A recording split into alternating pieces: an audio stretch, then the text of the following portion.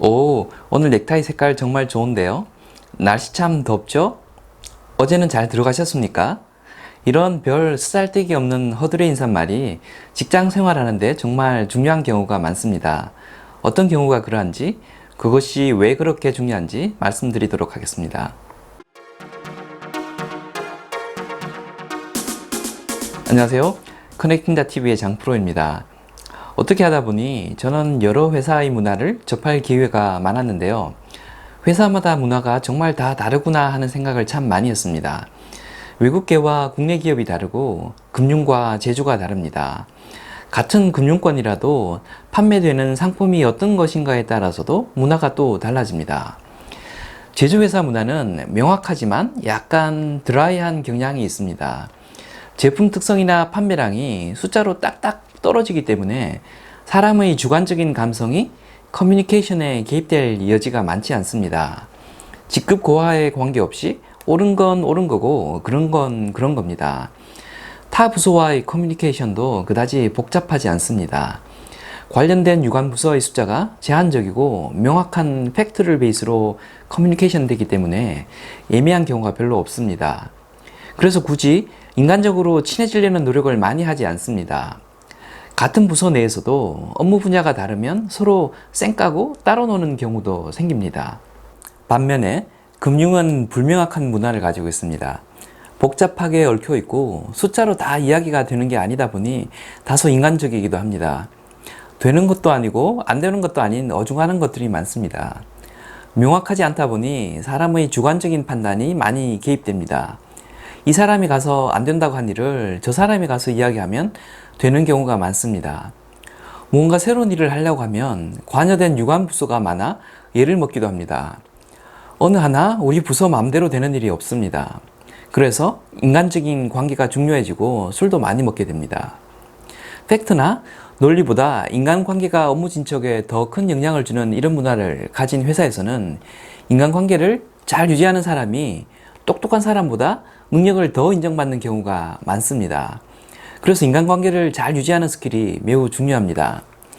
우호적인 인간관계를 위해서는 같이 업무를 하면서 좋은 인상을 심어주는 것이 제일 좋겠습니다만 수많은 사람들과 그런 업무 관계를 다 쌓아나가는 것은 한계가 있습니다. 이를 보완할 수 있는 좋은 방법으로 밝게 인사를 잘 하는 것을 들 수 있는데요. 그런데 이것도 한계가 있습니다. 직장인이면 누구든 다 인사를 잘하기 때문입니다. 정말 인사를 밝게 잘하지 않으면 차별성이 별로 없다는 단점이 있는 거죠. 그런데 인사를 하면서 차별성을 둘 수 있는 방법이 있습니다. 인사와 함께 뒤이어서 쓰잘데기 없어 보일 수도 있는 덕담성 허드렛 인사말을 던지는 것입니다. 엘리베이터를 탔는데 누군가 아는 사람이 타고 있을 때, 복도를 걸어가는데 누군가가 나랑 나란히 걸어갈 때 안녕하세요 하고 인사만 하고 끝나면 뭔가 허전합니다. 인사만 하고 끝내면 당신에게 보여야 할 나의 예의는 끝났으니 더 이상 말 섞지 맙시다 로 느껴지기도 합니다. 혹은 인사말 외에 더 무언가를 이야기할 만큼 당신과 나는 안 친하잖아요 하는 그런 것으로 어필될 수도 있습니다. 이때 허드렛성 인사말이 빛을 발합니다. 날씨도 괜찮고 복장에 대한 덕담도 괜찮습니다. 지난번에 아드님 운동회에 참석하셔야 한다고 했는데 짐수였습니까? 이런 디테일한 집안 사정까지 이야기할 정도면 신분 유지의 목적은 확실히 달성됩니다. 예전에 제가 잠시 금융 관련 대기업에 재직했던 적이 있었습니다. 회사 내 여러 부서의 사람들과 두루두루 알고 지내야 하는 위치에 있었는데요. 공채 출신이라 십수년을 한 회사에 다니는 사람들과는 달리 중간에 경력직으로 입사한 사람들은 기존 인력과 친하게 지내는 것이 쉽지가 않습니다. 공유하는 경험이 많지 않고 이야기 나눌 만한 업무 외적인 공통사항을 찾기 어렵기 때문입니다.